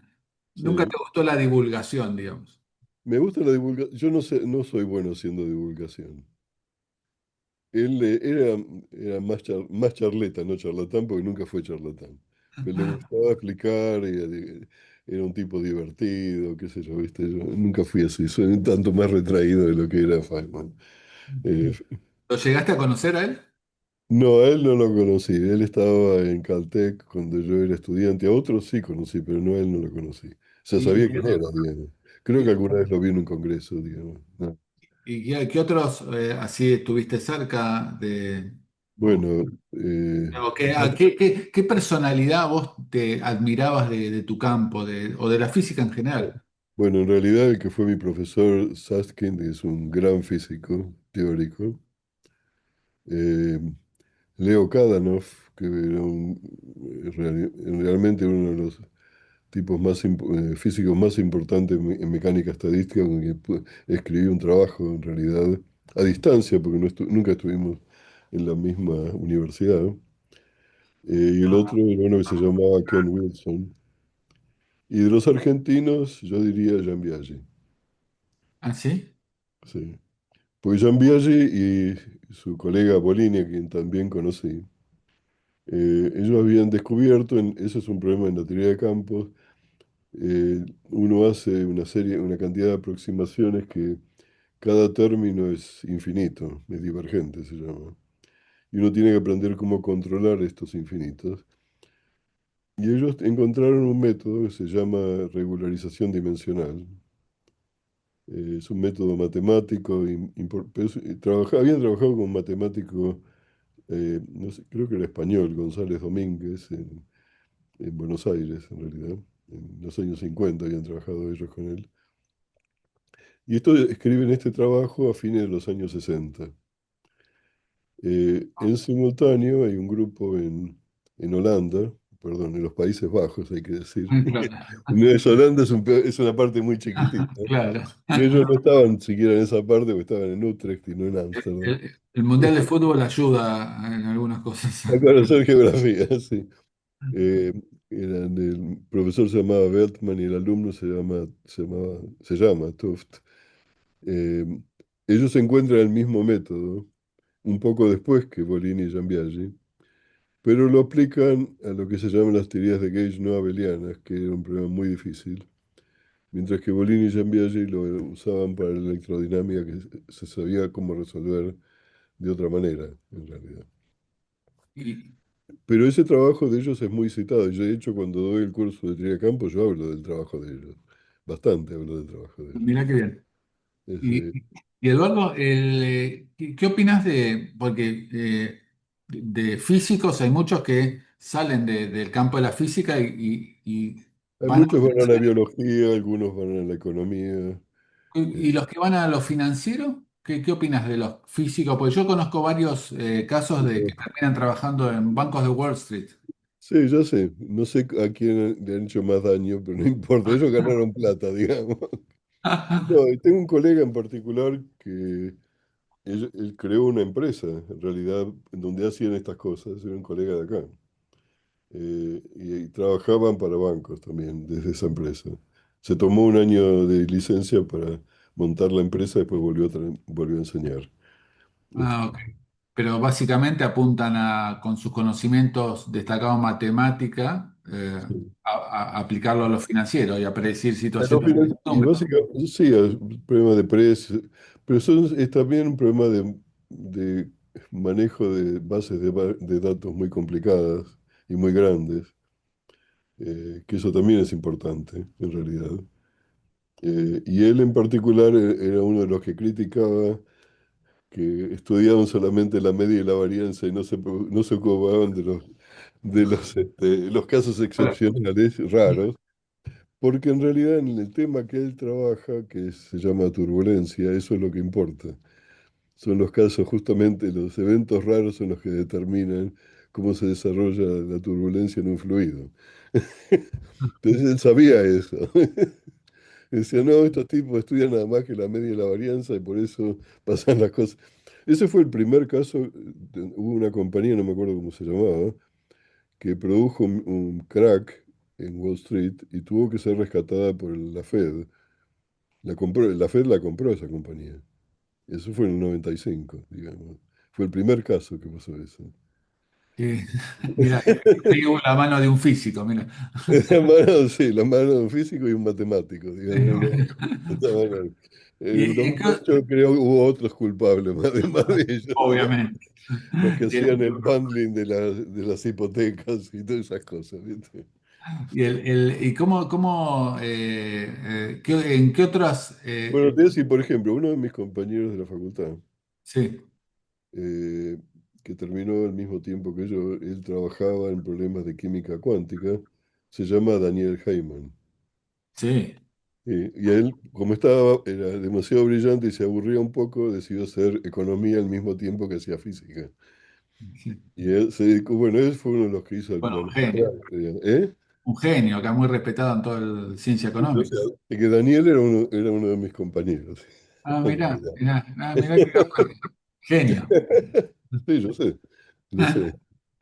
Y Eh, Después acá había un grupo grande de economistas con quien yo interactué mucho. Uno se llama Atilio Elizagaray, que medio fue el que modernizó la licenciatura de Economía en La Plata, digamos. Hay mucha gente que viene de La Plata acá al Departamento de Economía. Eh, ahora, el otro día estaba mirando que había, sobre todo para el desarrollo de todo lo que está pasando en inteligencia artificial, que están contratando muchos, o de hecho en las empresas hay Ujú. doctorados en química o también en física. ¿Lo ves eso también ahora? Sí, eso está pasando mucho en realidad. Tengo ex alumnos que están trabajando en eso, en realidad. De inteligencia artificial y siendo doctorados en física. Sí, que es uno que trabajó en temas muy abstractos conmigo y lo tomó a él Apple primero para trabajar en Machine Learning, se llamaba primero eso, y después pasó a ser inteligencia artificial ahí en Apple y otra compañía. O sea, están surgiendo, digamos, destinos o campos laborales para, para los que estudian física que ni se imaginaban al comienzo que Claro, de la claro. carrera. Pero eso siempre pasó, te voy a decir. Sí, Pues si vos agarrás una compañía como IBM, por ejemplo, que es el caso clásico, sí. eh, casi todos los ejecutivos de IBM eran físicos o matemáticos durante muchos años. O sea, muchas de las compañías de alta tecnología, aún IBM, que es una de las más viejas en realidad, Sí, ahora suena obsoleta IBM. ahora es una obsoleta IBM. No en la parte de computadoras cuánticas, es una de las que está en la punta. Ah, mira. Y eso a pesar de ellos, porque ellos tenían un grupo muy importante en la década del 80 que trabajaba en superconductores. Y eh, las computadoras cuánticas que se hacen ahora se basan en superconductores en realidad. Pero ellos habían decidido que esa tecnología se había acabado, no era interesante y básicamente echaron a todos. Y Eduardo, ¿cómo estás viendo ahora entonces y para la aplicación de la física a la inteligencia artificial? ¿Pensás que va a revolucionar el campo? Yo no sé, yo tengo mis dudas, te voy a decir. Yo soy un poco ludista en esto. Si sos economista, sabes lo que sabes lo que quiénes eran los ludistas, ¿no? Los que iban a destruir los telares durante la revolución industrial, digamos. Bueno, no tanto como eso, digamos, pero no, yo no estoy seguro porque, o sea, ¿para qué se usa? Por ejemplo, se usa para entender, o sea, te voy a decir en física, ¿para qué se usa? Se está usando, por ejemplo, hay muchos detectores para estudiar la radiación de fondo del universo, ¿ok? Hay una enorme cantidad de datos y entender esos datos es difícil, a ojo. Entonces hay muchos datos que están casi en el ruido, que son de detección muy baja, en donde inteligencia artificial ayuda mucho para entender las correlaciones. Lo mismo pasa, hay un acelerador de partículas que está en Ginebra, cerca de Ginebra, en Suiza, entre Suiza y Francia, que es en el CERN, el LHC. Genera una enorme cantidad de eventos eso. Y en general los físicos lo que hacían era mirar los eventos que ellos esperaban encontrar y el resto los tiraban. Ahora, ahí puede haber cosas que nadie esperaba encontrar. Claro. ¿Entendés? Y sobre todo siendo un experimento tan caro que es un solo experimento que se hace, mirar solamente lo que vos querés ver es lo más peligroso que podés hacer. O sea, nunca vas a descubrir nada de esa manera. O sea, no ves posible que en un futuro, no sé, En ese cercano. caso, sí, por ejemplo, para ese tipo de cosas, inteligencia artificial te permite hacer un análisis de datos de un nivel de profundidad y de manejo que no se puede hacer ahora, no se puede hacer individualmente, no lo puede hacer una persona, digamos. Pero eso es análisis de datos. Yo digo que descubra algo o que Inesperado. Yo creo inesperado. que en el fondo, o sea, sí, en el sentido de si vos tenés cosas que están escondidas en los datos Ok, y que no supiste entender, puede ser que eso lo pueda encontrar. ok. Pero, por ejemplo, lo que el tipo este encontró, que te decía el caso del efecto Hall entero, alguien tiene que hacer un experimento para eso. Claro, Y la claro, inteligencia artificial no hace experimentos, ¿viste? claro. No A ver, todavía. ahí vamos. Ahí va. No todavía, digamos. El día que hagan experimento me jubilo, qué sé yo, ¿viste? No sé. Porque la mayoría de los avances se logra a través de experimentos. Claro, de los avances que yo llamaría en profundidad, Sí. se logran a través de descubrimientos experimentales. Todavía hasta el día de hoy la física es una ciencia experimental y va a seguir siendo una ciencia experimental, como lo es la biología. Bueno, sí. ¿Ok? Y en el fondo la economía, excepto que los experimentos somos nosotros, pero bueno, es una parte, digamos, Sí, que lo sufrimos. y lo sufrimos. Pero entonces yo creo que me preocupa con todas estas cosas que hay un poco de, no sé cómo explicarte, de hype, se dice en inglés. ¿Ok? Ah, que Eh, está exagerado, decís, yo o- creo que la importancia está exagerada. Claro, lo que pasa es que a nivel económico eso puede tener efectos terribles porque hay un montón de gente que se va a quedar sin trabajo, esa es la realidad. Si eso se usa sin ninguna clase de controles o de criterio, por ejemplo, para ponerle la producción de medicamentos, si no tenés control, o sea, podés hacerlo con la inteligencia artificial eso, pero si no claro, tenés controles sobre lo que estás produciendo, puede pasar cualquier cosa. puede pasar cualquier cosa, ¿viste? Entonces siempre alguien, bueno, lo que, por ejemplo, acá se armó un conflicto político entre una de estas grandes compañías de AI o IA, como se dice en Argentina, que es Anthropic. Después te voy a contar, yo tengo un problema con Anthropic, pero eso es mi problema personal, que me afanaron los libros, básicamente. No, ¿cómo te afanas? Claro, porque para entrenar la- el, el sistema, Sí, ellos necesitan material. sí, Entonces había un sitio en Rusia que pirateaba todo, sí. libros, Piratea juegos. todos los libros. Están todos los libros piratas están Anthropic ahí. arrasó con todo lo que tenía este sitio sin pagar ningún derecho de autor. Claro, los tipos estos eran piratas, es como el que le roba a un ladrón, ¿viste? Claro.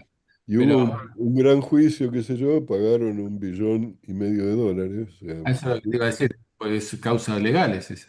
sí, claro, pero te das cuenta, por el volumen de plata que estas compañías funcionan, a 1,500 millones de dólares no echa ocho y palito, pero no les hace mella, digamos, ¿ok? Y lo pagaron. Pero entre ellos están mis libros, ahí están, entre los que robaron, ¿viste? Y el Bueno, pero no, pero con Anthropic pasó otra cosa, que el gobierno de Trump, en particular el así llamado ministro secretario de guerra, porque antes era secretario de defensa, pasó a ser secretario de guerra, quería usar inteligencia artificial para eh, designar blancos en la guerra y que esa se haga de manera automática, sin que una persona decida. qué peligroso. Es peligroso. Y los tipos le dijeron que estaba contra la ética de la empresa. Entonces le contaron todos los grants, todos los contratos que tenían, que en realidad es una violación de contrato lo que hizo el gobierno. Y hay un juicio, qué sé yo. Ellos ya tenían en realidad contratos con el Pentágono y todo lo demás, pero se negaron a usar el sistema de ellos que se llama Claude, por lo menos el primero que tenían, Sí, sí, sí. Bueno, para creo eso. que Anthropic surgió también por un problema ético que no contemplaba OpenAI, creo, ¿no? También. Claro. Se Sí, abren. claro. Fue gente que se fue de OpenAI, Sí, hicieron Anthropic y ellos se negaron. Entonces OpenAI enseguida entró diciendo, nosotros sí lo vamos a hacer. seguro. No, pero eso es peligrosísimo. Vos no podés tener. Yo no sé si qué lo que pasó. ¿Quién fue que mandó el cohete que mató a la escuela esta en Irán con todas las chicas? El gobierno de acá guarda absoluto silencio sobre eso. Y es probable que haya sido una cosa así. Y es probable, tranquilamente. Porque lo están haciendo, digamos. Sí, O sea que yo lo veo es hay cosas que ni nos enteramos. Hay cosas que ni nos enteramos. claro, ok, del punto de vista de ciencia, digamos, Yo creo que para cosas que corresponden, que hay que hacer manejo de datos y sacar conclusiones sobre el manejo de datos muy grandes, inteligencia artificial ciertamente va a ser importante Ah, en el corto plazo. El aprendizaje que tiene también es importante. Eh, de ahí a que pueden surgir descubrimientos nuevos, yo no sé, ¿viste? Un descubrimiento, yo no sé. Te voy a decir, hay- Durante el gobierno de Reagan había asumido un almirante, lo habían puesto como secretario de Energía.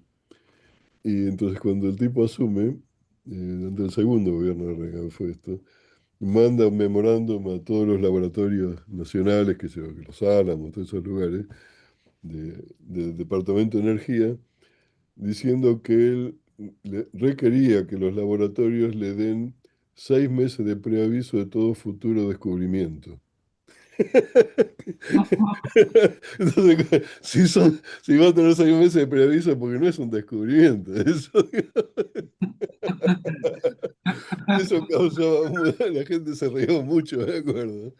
Bueno, esto es lo mismo. Yo no sé qué se va a descubrir. Por ahí va a descubrir algo que nadie vio. pero avísame que vas a descubrir algo. No, pero con la inteligencia artificial es un poco eso. Yo no sé, es una caja negra. La gente que trabaja en eso no sabe cómo funciona. Y no sabe cómo puede llegar a funcionar también a futuro. Pero me acuerdo en uno de los primeros casos que se usaron en física, en las cosas que yo hago, una ex alumna mía que trabaja en inteligencia artificial, empezó a estudiar ciertas transiciones de fase en una fase muy interesante que nosotros la llamamos topológica. Y dice encontrar una transición. Yo digo, pero ¿cómo hicieron para encontrarla si no hay una manera local de detectarlo? ¿Cómo sabe el sistema que encontró una nueva fase? Dice, no sé, es una caja negra, me dice. Un año después me dice, sí, miramos, dice, levantamos el capó. Dice, y miramos qué es realmente lo que estaba haciendo el algoritmo. Y lo que estaba haciendo era detectar propiedades topológicas que medio por accidente, digamos. O sea, por hacer lo mismo muchas veces, llegó básicamente a encontrar algo que en el fondo era topológico, pero no sé si el algoritmo sabía que era topológico, ¿viste? Ok. Pero encontró que era otra fase distinta. Entonces, ese es un ejemplo. Pero cuando yo le preguntaba, ¿cómo sabes que es eso lo que pasó? Dice, yo no sé, es una caja negra. La gente que trabaja en eso, en general dicen, es una caja negra, no sabemos qué es lo que está haciendo. Un momento increíble que estamos pasando. Sí, es notable, pero no sé, hay que tener cierto grado de escepticismo, es importante. Claro, pero coincido que puede ser, como vos decís, que hay cierto hype en eso. No, no es que puede ser, hay. Es Ahí, que ahí, hay en particular porque hay mucha guita de por medio. En claro. particular toda la historia de los data centers y toda la energía que chupan. Bueno, una de las cosas que quieren hacer ahora, el señor Musk y otros, Sí, es lanzar 2 millones de satélites en 5 años para poner todos los data centers en órbita. ¿Ok? Porque la gente en general no quiere tener los data centers al lado. no.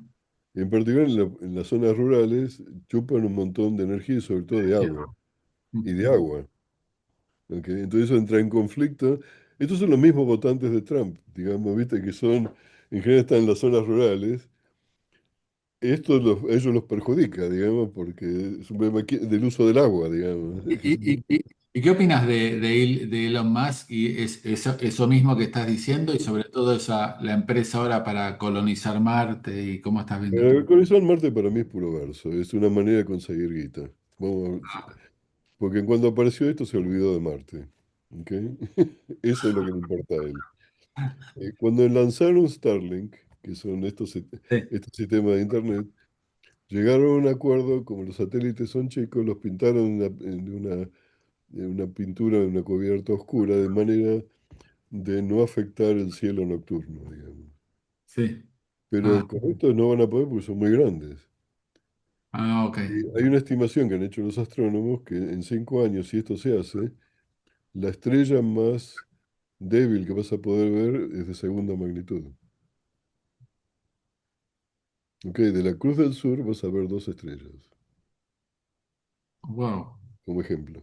¿Ok? O sea, te van a tapar la vista Te van a celeste. tapar toda la vista del cielo nocturno, digamos. Pero además eso tiene un montón de otras consecuencias, porque todo eso está en órbita baja, donde hay mucha basura. Esto va a crear mucha más basura. Eso va a interferir también con los satélites que producen el GPS.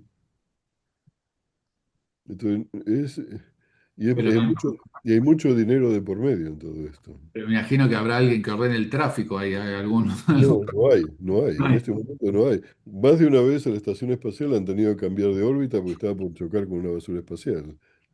Pero si vas a poner a 100, vas a hacer 2 millones de lanzamientos en 5 años, eso ya es otra cosa, ¿viste? No es uno cada tanto. No me sé cuántos diarios, no me acuerdo cuántos diarios tenían que hacer cada empresa, cuántos lanzamientos diarios. Qué Es, locura.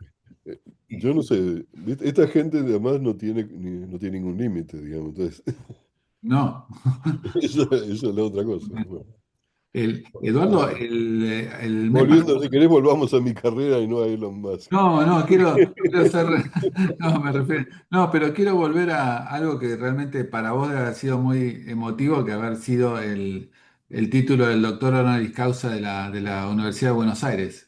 ¿Cómo Para fue? mí, para mí fue un gran reconocimiento. Por eso, te En el quería. fondo Me es, imagino que haber sido muy emotivo por todos los inicios de tu carrera y lo que sí, estuvimos viendo hasta ahora. Contame sí, cómo fue ese día. pero bueno, en realidad era parte, había una escuela que se llama Jean Piaget, era la 28 escuela Jean Piaget que se hace. Eran temas en los cuales yo trabajo en realidad de esa escuela. Yo no hablé en la escuela, el- para la ceremonia. Eh, para mí eso para mí lo que es importante es un reconocimiento de la gente con quien yo trabajo. Porque hay grupos, que hay un grupo de física de bajas temperaturas de la facultad de la UBA, de ciencias exactas, eh, con quien yo trabajo ya hace casi 10 años y yo le he llevado muestras de contrabando, que ahora voy a tener que tener más cuidado con eso. También cosas repuestos para instrumental. O sea, en realidad lo que hacemos es, pensamos en problemas interesantes que están dentro de las cosas que ellos pueden hacer, y colaboramos con eso, y colaboramos en la interpretación de los experimentos y hacer experimentos nuevos. Eh, Eso a mí me gusta, digamos. Eh, Claro, Entonces, en la facultad, yo creo que eso fue una contribución que hice, para mí es importante. Y la otra fue en La Plata, donde yo formé. O sea, cuando yo me voy, dejo de estar en La Plata, se forma un grupo de materia condensada que no existía antes, que la gente, muchos de los cuales tomaron este curso que yo di, con los cuales seguí colaborando después. Eh, entonces, esto fue para mí un gran reconocimiento. Ahora, como yo dije, lo que en realidad necesitan un gran reconocimiento son los que hacen ciencia en la Argentina en condiciones muy difíciles. sí. Y Es esa muy, gente, no- qué buena frase que usaste, qué buena eso. y esa gente en general no se les reconoce nada, digamos. Y para mí eso es más importante que me lo reconozcan a mí, es que lo reconozcan a ellos. ¿Ok? Y hay muchos de esos, seguro, Eduardo, Hay ¿no? muchos de esos, sí. Y lo notable es que siguen trabajando. Que Condiciones cada vez más difíciles, te voy a decir. La sí, sí, gente- sin dudas. En el CONICET no han tenido un aumento de sueldo desde que subió mi ley, con toda la inflación Con que toda la hubo. inflación que hubo. En la facultad los que son profesores tuvieron aumento de sueldos mínimos, pero hubo algunos, Mínimo. ¿ok? Pero en el CONICET, cero. Con lo cual se está yendo mucha gente, se está pasando de nuevo eso. Y el gobierno anterior, de los Kirchner, con todos los problemas que ese gobierno tenía, si Sí. algo hizo bueno fue poner plata en ciencia. Y en el CONICET. Y en el CONICET en particular. Y mucha gente, y en particular, durante todo ese periodo, esa gente recuperó su poder adquisitivo de una manera importante, que ahora lo perdió. ¿Qué tema ese? Es como, es un Pero círculo. Pero es una cosa que es destructivo esto, ¿viste? De Sí, vuelta es lo mismo, ¿ok? como un loop constante la Argentina, ¿no? Claro, entonces no hay forma de parar eso, yo no entiendo, digamos. Porque lo hizo otro gobierno, entonces hay que destruirlo, digamos, no tiene sentido eso. Uno tiene que tener, qué sé yo, la Argentina creó satélites que ponía en órbita. La Argentina hizo un reactor de potencia mediana que se llama el CAREM. Sí, sí, Está sí. construido hasta un 80%, está en Bariloche, y lo han parado y van a comprar uno equivalente norteamericano ahora,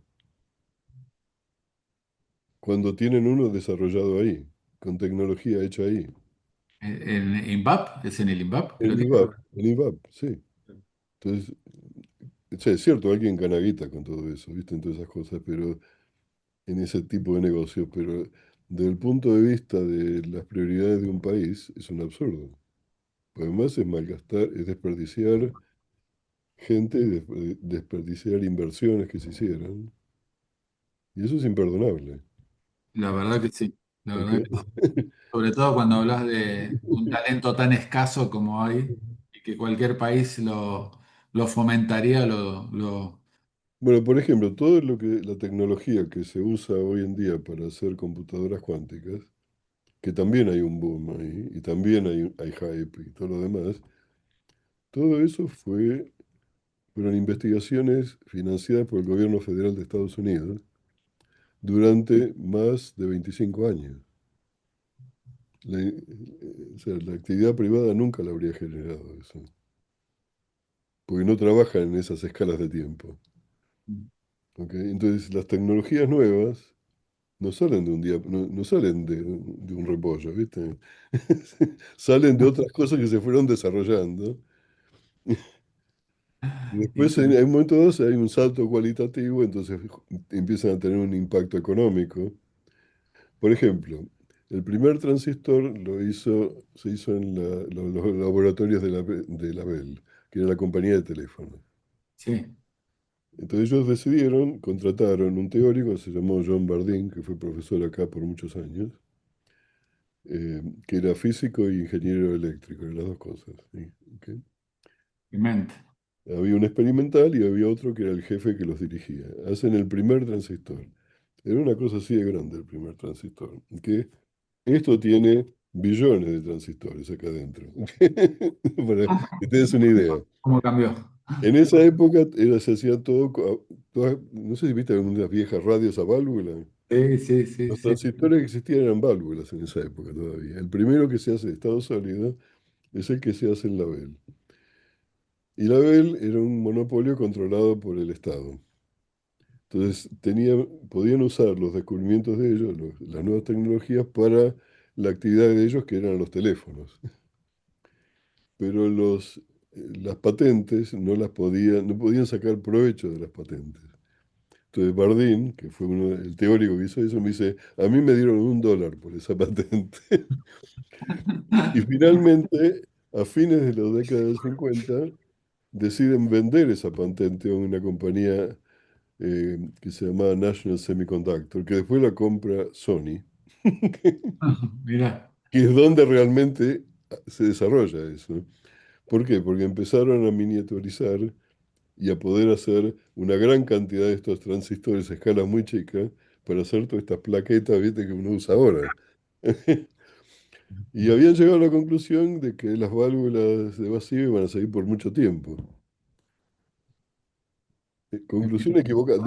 Mira, es un muy buen ejemplo de investigación dirigida, aplicada en una compañía que fue exitosa y no aprovechada y no aprovechada. por la compañía que la hace, ¿viste? No aprovechada. Claro.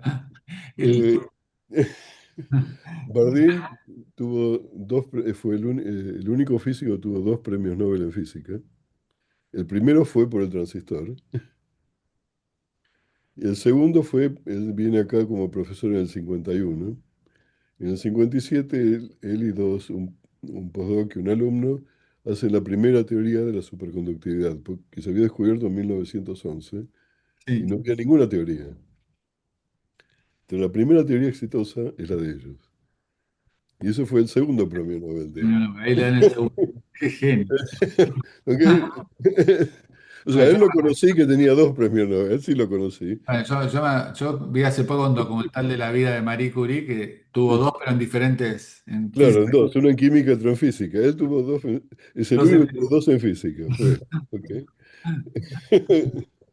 Te puedo hacer Y, sí. la última pregunta, pero es más, hasta te diría religiosa, porque ustedes los físicos están en la frontera del conocimiento y hasta, no sé, pispean hasta cosas del universo que uno no conoce o no entiende o no comprende. ¿Qué opinás? ¿Cómo empezó toda esta historia? ¿Hay alguna vez le hicieron la misma pregunta a Einstein y dijo que él creía en un dios de Spinoza, algo así, del filósofo? ¿Vos Cada cómo, uno tiene cómo ves respuestas eso? distintas. Eh, ¿Qué- yo no qué- soy, vos en el interior, ¿qué pensás? yo no soy religioso, digamos. No, Claro, no la creo mayoría de los físicos no son religiosos. no. Así, digo, el universo es como es. ¿Qué pasó antes del Big Bang? No sé, no sé si es una pregunta contestable. Sí, pero por ahí intuís algo. No, pero eso es distinto. Vos podés tener opiniones, pero eso no es ciencia, ya. No, eso seguro. Bien. O sea, en ciencia, si uno tiene una teoría, tiene que ser testeable, como uno dice. Uno tiene que poder, en particular, demostrar que es incorrecta. Uno nunca puede mostrar que una teoría es correcta. Uno siempre puede, uno puede decir que es consistente con lo que uno mide o lo que uno ve.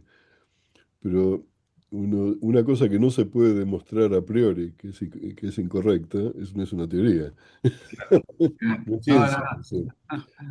Y religión es una cosa distinta. Yo no soy religioso, yo no creo en Dios, no, este, tengo varios amigos físicos que me cuentan lo mismo. bueno, hay otra gente que son muy religiosos y que Físicos. conocen físicos, sí, hay toda clase de gente, qué sé yo, con muchas opiniones. Y de ese tema no discutimos porque no nos vamos a poner de acuerdo, pero no importa. Y hay muchos físicos trabajando en el Big Bang y el origen de todo. No mucho, porque es un tema, en realidad el problema para entender eso es tan difícil como entender qué es lo que pasa dentro de un agujero negro. Hay un tema abierto, eh, o sea, Einstein descubre la teoría de la relatividad. eh, Cuando aparece la teoría, y él en realidad es uno de los que comienza con la teoría cuántica, aunque nunca le gustó. aunque, sí, algunos de sus hijos él los desheredó, digamos, si querés. Este, pero en realidad las preguntas que él se hacía motivaron investigaciones de otra gente. Así que en realidad no eran preguntas negativas, eran preguntas importantes en realidad. Eh, para entender la física de partículas elementales en particular, como tenés que acelerar, por ejemplo, decía estos haces de electrones que se chocan con los protones y van casi a la velocidad de la luz. Entonces, para eso tenés que entender cómo funciona la teoría cuántica eh, a velocidades donde la teoría de la relatividad no importa. Entonces, la teoría cuántica de campos es eso. ¿Ok? Ah, No, ok. ¿ok? Lo que no hay hasta el día de hoy es algo que entienda cómo relacionar la teoría cuántica de campos con la teoría de la gravedad de Einstein, de la relatividad general. Te que es tan importante en la vida diaria que sin esa teoría el GPS no funcionaría. Mirá. Por supuesto, Einstein no lo hizo para eso, No. pero el GPS con la precisión que tiene no podría funcionar sin las correcciones que vienen de la teoría general de la relatividad. Pero entender cómo funciona eso dentro de un agujero negro es cuando la gravedad es tan fuerte eh, que te llegas a... Hay una escala que se conoce como la escala de Planck, que es medio misteriosa usando estas constantes universales, la constante de Newton, la constante de Planck, la carga eléctrica, la velocidad de la luz. Uno puede construir un número, una magnitud que tiene longitudes de distancia, 10 a la menos 33 centímetros, para que te des una idea. Una parte en 10 a la 33, ¿ok? Y, La energía que hace falta para investigar las cosas a esa escala es una energía de escala cósmica que nosotros no tenemos, no podemos hacer experimentos de eso. Nuestra tecnología no nos permite investigar eso. Entonces vos podés mirar fenómenos que infieren, te ayudan a inferir propiedades, pero ¿qué pasa realmente a esa escala? No hay hasta el día de hoy una teoría que ni siquiera se puede decir es completamente consistente que la describa, aún sin tener datos experimentales. Un ejemplo de una teoría que se supone podría llegar a haber hecho eso es la teoría de cuerdas, pero está incompleta, digamos. Claro. Esa es la realidad. Y, y- No hay en este, o sea, de ese punto de vista, hay gente que habla que el universo apareció por una fluctuación cuántica. Todo eso es muy divertido. sí, sí, sí. Este, Pero como vos dijiste, no es científico. pero nadie puede demostrar que eso sea ni, o sea, ¿cómo podés demostrar que eso es falso? No podés. A Bueno. priori no podés. ¿Ok? Y tenés que tener por otro lado predicciones que solamente se pueden explicar con esa teoría y que estén en contradicción con otras teorías. Esa es la otra manera que uno puede dilucidar si algo es más real que otras cosas. Porque uno nunca puede demostrar que algo es cierto, Claro. eso como te decía antes, pero podés ver que algo es más consistente con los experimentos y observaciones que los otros. Eso sí podés hacer. Ok, y sobre este tema no hay. Entonces, sobre lo que no hay, yo no puedo tener opinión, porque es verso, digamos, no sé cómo explicártelo. Y la última pregunta, y no te robamos más tiempo, ya fuiste muy generoso, Eduardo. ¿Viste películas de vida de físicos como la de Stephen Hawking? La de Marie Curie me pareció muy buena. Ah, sí, a mí también me encantó. Esa fue una muy buena película en realidad, esa sí la vi. Hay una serie que es bastante buena que no sé quién la produjo, que se llama Genius, pues era Sí, para... yo la vi, la vi, la vi, la vi. Y hay Buenísimo. una, y Ahí, la ahí serie, está la vida de Einstein. la de Einstein es buena. La de Está este está basada, buenísima. está basada en la biografía una biografía que escribió un periodista en realidad que se llama Walter Isaacson. Walter Isaacson. Isaac, que creo que hizo la misma de Steve Jobs, que él mismo hizo la misma. Hizo de Steve Jobs, hizo de otra Bueno, gente. la de Nixon creo también es. Claro, yo decía, bueno, este tipo, qué sé yo, pero lo leí y realmente es buena. El tipo Es muy profesional, muy profesional. hizo una investigación seria, inclusive en las partes de ciencia, en la parte de filosofía, es correcta, digamos. Yo leí el libro, así que Ah, el libro tiene bastante más, es muy interesante ese libro en realidad. lo tengo ahí, viste, en la pila del Yo libro, la también, mira es un libro así también, ¿no es Sí, sí, cierto? sí, sí, pero es atrapante, porque me gustó la película, porque son varios capítulos en Genius, la vi. Sí. Y No, ahí pero el libro, hice al revés. Pasé de la serie al... la serie el libro, bueno, como mucha gente hace, digamos, pero no es la edición de bolsillo tampoco. No, no, es tremendo, tremendo. No, eso a mí me gusta ver Porque está películas. también ¿cómo es? Stephen Hawking, y bueno, está también la Esa, de... de Hawking, el problema con Hawking fue un físico brillante, en una situación personal horrible. Mi mamá se murió de eso. Ay, oh, qué ¿No? dolor. Ella vivió 5 años, él vivió muchísimos años. Es una enfermedad No, no, horrible. de las peores. Es de las peores. Si hay gente, hay un senador que había sido Sí, senador que sí, tiene. Bullrich, Ted Bullrich. Yo he tenido 2 colaboradores que se murieron de eso, No, no. que se fueron en 2 años. ¿Eh? Pero hay una cierta morbosidad en el tratamiento que se hace de Hawking, que a mí me molesta mucho. Pues, es cierto, es un buen ¿Ok? punto. Y en particular está el tema, es como una especie del cerebro brillante aislado que solamente por pensar resuelve los problemas, digamos, lo cual es cierto hasta un punto nada más. Ok, él también tenía que hablar de alguna manera con otra gente. Ahora, en realidad, y eso sí tiene que ver con inteligencia artificial, hay una compañía de estas de AI que está trabajando, hay un programador, bueno, un tipo experto en computación, que tiene esa misma enfermedad y que le hicieron un implante Ah, de un chip. El único problema es que todavía tiene cables, porque no lo hicieron inalámbrico, y el tipo puede expresarse, eso le interpreta lo que él está pensando. Wow. Y, puede, Interpreta lo que él está pensando. y habla a través de eso a 58 palabras por minuto. Wow. Qué increíble. Eso sí es increíble. Y él escucha, él puede escuchar lo que eso está hablando, así que sabe si es eso lo que él está pensando. Qué increíble es. Bueno, eso para mí es invalorable, no sé cómo decirlo, ¿viste? No Sí, tiene sí, sí. precio. Tal Eso cual. no tiene precio, digamos. Claro, él no todavía tiene que tener una computadora acá y un montón de cables, ¿viste? Parece, no sé si vos viste, de, Sí. de Star Trek, el Borgen, parece así. Por Lo ahí ves con el tiempo, ahora. después, como todos se van.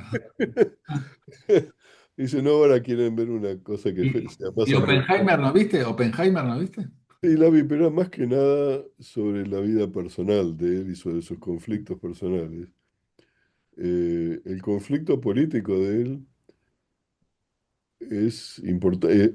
A él lo que le hicieron es horrible, pero hubo otra gente que le hicieron cosas mucho peores que él. Ahí hay un alumno que aparece ahí que se llamaba David Bohm, que se tuvo que ir a Estados Unidos y se fue a Brasil. Ah, no, no sabía.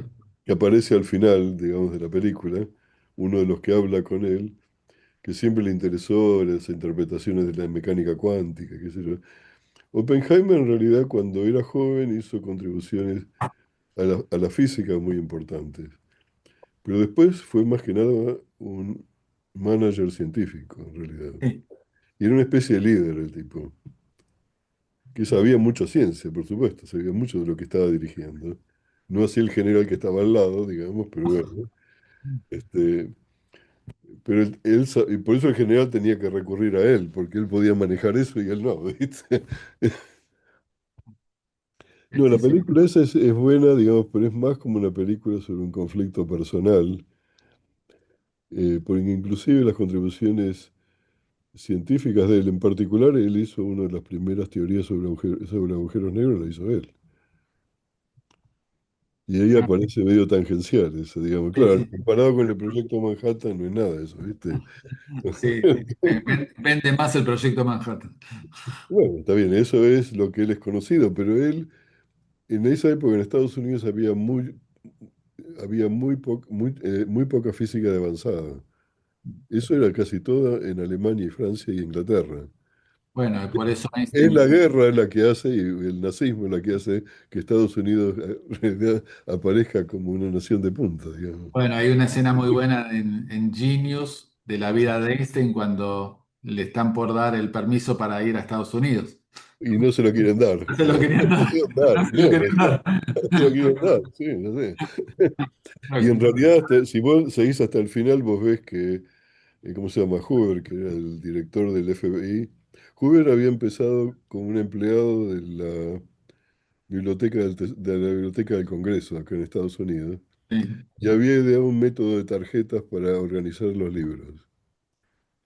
Y cuando termina la Primera Guerra Mundial y deciden que tienen que organizar lo que después fue el FBI, lo toman a él como el organizador porque sabía manejar datos. Mirá hasta dónde llegó. Y mirá lo que hizo. Hasta, claro, el tipo tenía además, tenía, ¿cómo se llama?, carpetas sobre cada político importante. Sí. Y él los Y no, chantajeaba. y no políticos también. Después. Y los chantajeaba. Eso fue así hasta que, no sé quién fue que finalmente lo echó, pero fue al final de la década del 60. Sí, sí, sí, sí. Eso del año 20, ¿ok? Era el rey en los 60. Él llegó en los No, 60. pero el tipo estuvo a cargo de eso por más de 40 años. Qué insólito. Ok, bueno, pero él era el tipo que no lo quería a Einstein. Él quería que Einstein no vaya, no Sí, venga. sí, una cosa increíble. Pero esa parte hay una escena muy buena en Genius. Si la Sí, vieron. durante la entrevista. Sí, Y además el tipo, finalmente el cónsul, se da sí, cuenta que es un error lo que está haciendo Hoover. Bueno, no es el cónsul, sino es un tipo que manda el FBI también, que claro. decide pasar por encima, ignorar las instrucciones y aprobarlas.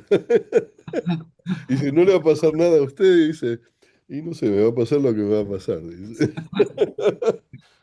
Ese tipo ayudó a un montón de gente a escaparse de Europa, en Sí, realidad. sí, sí, sí, sí, sí, sabía, pero son los destinos, ¿no? Y las El destino de la gente. En ese caso, la conciencia pudo más que la obediencia. Pero, Eduardo, gracias por tu tiempo. Te agradecemos mucho la generosidad de ok. estar con nosotros Y y gracias por las aprendimos preguntas. muchos, aprendimos mucho. No Y sé si seguramente para, si nuestros para seguidores también.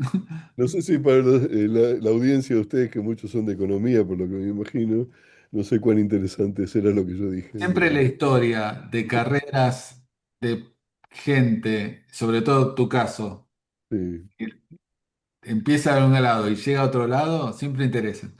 Pero lo importante es que uno tiene que tener la motivación. En el Sí, fondo, lo que es importante es que uno tiene preguntas que uno se hace y uno quiere resolverlas. sí. Y por eso uno hace eso yo hago lo que hago, digamos. Y- Quizás podría haber sido más rico haciendo otra cosa. Habría sido mucho más aburrido para mí, probablemente.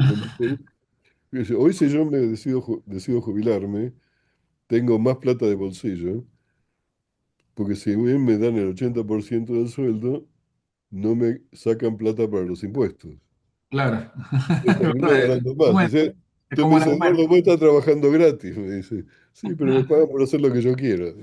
Exactamente. Y me divierte hacer lo que yo quiero. Así que de vuelta te mandamos un gran abrazo. Propósito, actitud, resultados. Liderazgo modo Geneia.